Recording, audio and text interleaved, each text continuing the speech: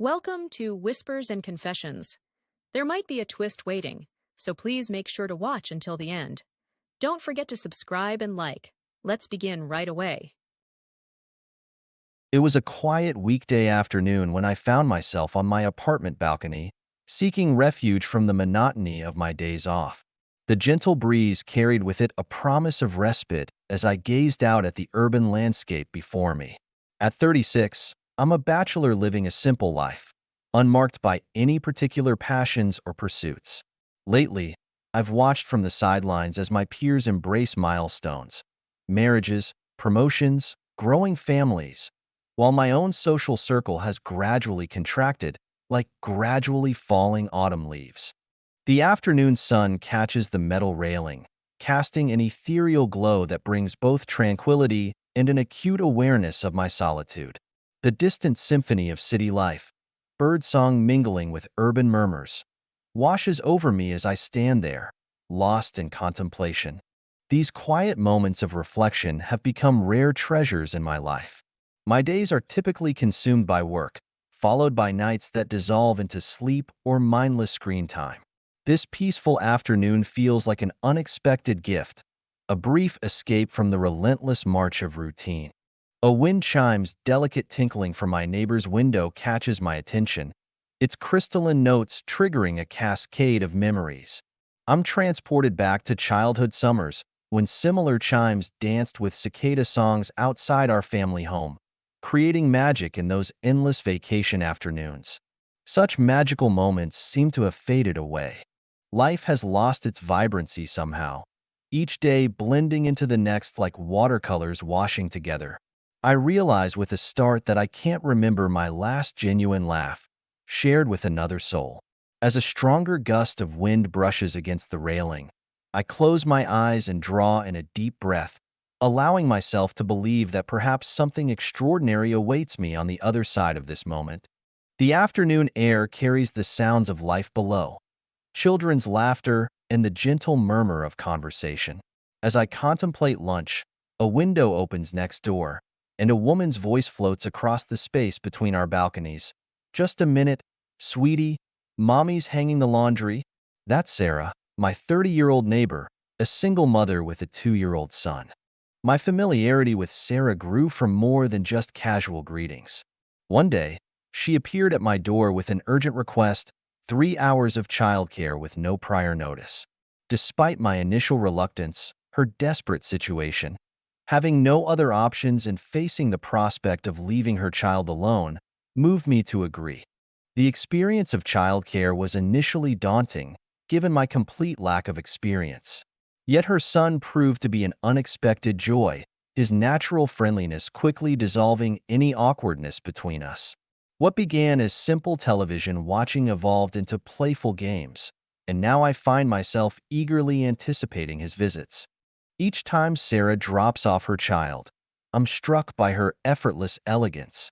She arrives in carefully chosen dresses or vivid blouses, wearing expensive perfume. Though I'm curious about her destinations, I never ask. Her radiant smile seems to make such questions irrelevant. Yet sometimes I wonder what untold stories that smile might be hiding. Lost in my thoughts, I'm brought back to the present by Tommy's delightful giggle as he playfully knocks down his tower of blocks. His smile filled me with warmth, offering a brief respite from my melancholy. The doorbell rang, and there's Sarah, looking effortlessly elegant as always, dropping off Tommy. "Thank you as always," she says with her usual warmth, the door closing softly behind her. As I lead Tommy inside, I can't help but watch her graceful retreat, something in her composed manner hinting at untold stories. Later that afternoon, a frustrated cry breaks through my reverie. "Ah, I dropped the laundry." I instinctively glanced at the adjacent balcony. Sarah bends to retrieve the fallen items, her dress lifting slightly in the breeze. The unexpected glimpse of delicate red fabric sends an electric current through my body, leaving me frozen in place, my heart thundering in my chest. I feel my body responding involuntarily, my hand moving of its own accord, as I stand there, transfixed by the moment. "I suppose I'll need to wash these again," Sarah sighs, her eyes meeting mine as she straightens up from retrieving the fallen laundry.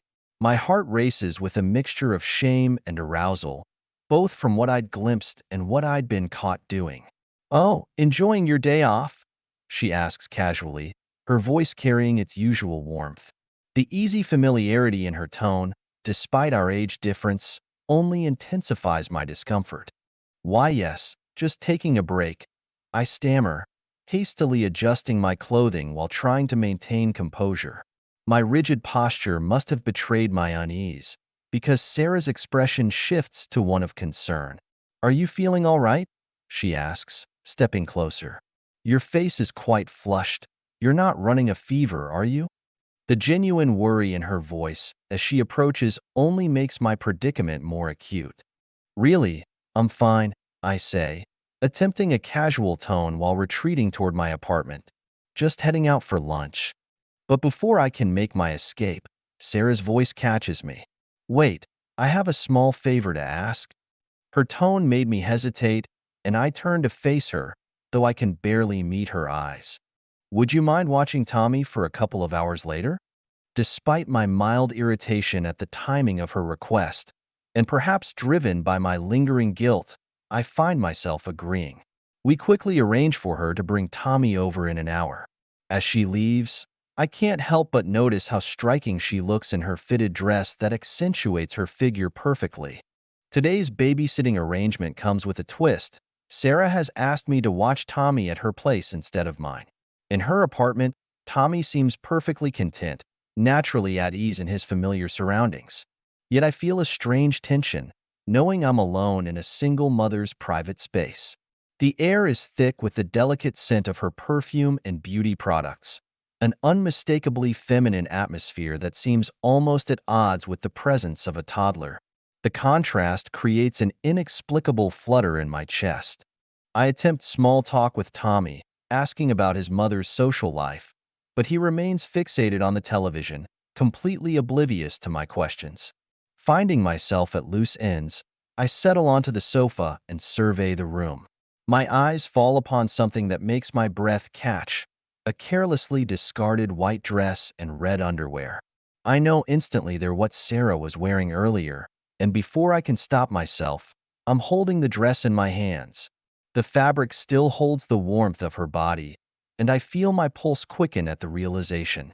My pulse quickened as I realized Sarah's intimate garment lay before me, recently discarded. After checking that Tommy remained engrossed in his TV show, I muttered a quick, "Be right back," and hurried to the bathroom, the delicate red fabric clutched in my trembling hand. The pristine bathroom, adorned with candid photos of Sarah and Tommy, only heightened my growing excitement. The presence of Sarah's images, knowing these belonged to her, made my pulse race. Settling onto the toilet, I removed my pants and brought the fabric to my face. The lingering warmth and her distinct feminine scent overwhelmed my senses, sending my mind spinning as my hand wandered downward. Overwhelmed with desire, I wrapped the delicate fabric around myself, my restraint crumbling completely. In a moment of intense pleasure, I left my mark on the garment. But before I could even catch my breath, the sound of the front door opening shattered my private world. Sarah's voice rang out clear as a bell. "I'm home early." Her footsteps approached the living room, each step making my blood run cold. Looking down at the evidence of my transgression, I felt the color drain from my face as panic set in. The possibility of Sarah discovering I had taken her underwear into the bathroom sent waves of panic through my body. If she found out, she would surely report me to the police. The image I had carefully maintained as a helpful neighbor would crumble, revealing the perverse truth beneath. My heart pounded against my ribs as I heard Sarah's voice drift through the door. "Huh? Where's Michael?" Tommy's innocent reply echoed through the apartment. "Bathroom." His cheerful voice only intensified my growing anxiety. With trembling hands, I hurriedly pulled on my pants and stuffed the stained underwear into my pocket, desperately hoping I could somehow escape this situation undetected. A gentle knock on the bathroom door made me freeze. "Are you still not feeling well?"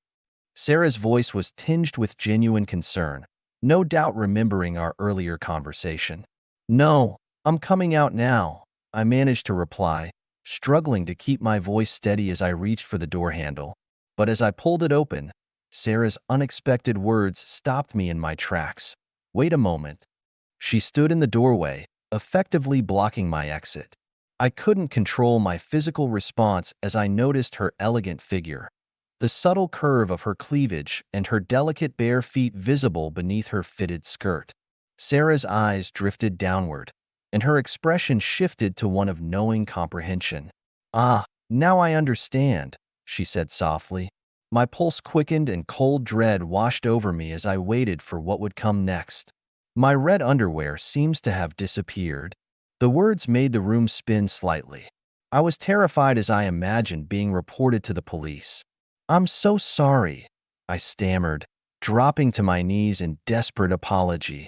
It was a moment of weakness. I remained there, head bowed, my heart pounding so loudly I could barely hear anything else. Then I felt her hand slip into my pocket, retrieving the evidence of my transgression. You really are quite the pervert, aren't you? She mused, dangling the stained underwear before me with obvious distaste. As I looked up, I caught an inadvertent glimpse beneath her skirt, and to my shame, felt my arousal intensify even further. Sarah noticed my wandering gaze and smiled, a mix of amusement and disapproval in her expression. Even now, in this compromising situation, you're still trying to peek at my underwear? Sarah's dominance awakened my submissive side. Her commanding presence awakened something deep within me, and I found myself inexplicably aroused by her authoritative tone. Despite my best efforts to conceal my obvious excitement, Sarah prevented me from hiding it. You're absolutely pathetic, she said, her voice dripping with disdain. Remove your pants. Now. A part of me yearned to comply immediately, to surrender completely to her demands. Yet fear held me back, the terrifying possibility that she might report my inappropriate behavior to the authorities kept me frozen in place. I can't. I managed to whisper, my voice barely audible. Are you sure you want to refuse? She asked, her tone carrying an unmistakable threat. You know exactly what will happen if you don't do as I say. With trembling hands, I complied with her demand and removed my pants. So this is what happens when you peek at my underwear? She asked, her voice a mixture of amusement and authority. I could only nod, my shame and arousal battling within me. Remove those too, she commanded softly. Though I knew I should resist, I found myself obeying her calm instruction, my body responding to an unfamiliar but intoxicating sense of submission. I saw what you were doing on the balcony earlier, she continued, her words sending shivers down my spine. You can get even more excited, can't you? The knowledge that she had witnessed my earlier indiscretion only heightened my arousal, pulling me deeper into this forbidden moment. Sarah slowly lifted her skirt, revealing black lace underneath, clearly savoring my desperate reaction. Such a perverted man, she teased, her voice dripping with both mockery and desire. But that's what I like about you. Her words sent electricity through my body as she observed me with obvious satisfaction, relishing my mixed feelings of arousal and submission. I had become her willing captive, and surprisingly, I found myself embracing this new dynamic. Let me reward you, she whispered, guiding me to sit on the toilet before straddling me. The intensity of the moment overwhelmed my senses, and I found release almost immediately, my entire body shuddering with the force of it. After that day, I found myself completely under Sarah's spell. While part of it was guilt over my transgression, there was something deeper, an overwhelming desire to serve her, to please her. Even if there was a selfish part of me hoping for more of her rewards, I couldn't deny how profoundly that experience had transformed me. Our dynamic had evolved into something akin to that of a master and servant, though perhaps it had been heading that way all along. But fate had other plans. Sarah never reached out again, and our clandestine relationship, which had spanned over a year, came to an abrupt end when she suddenly moved away without a word. To this day, I'm haunted by unanswered questions about what truly transpired that afternoon. I find myself drawn to her empty balcony, staring at the space she once occupied, haunted by the invisible collar she placed around my neck that day. Perhaps I'm destined to spend the rest of my life searching for traces of her presence, like an abandoned pet still longing for its master.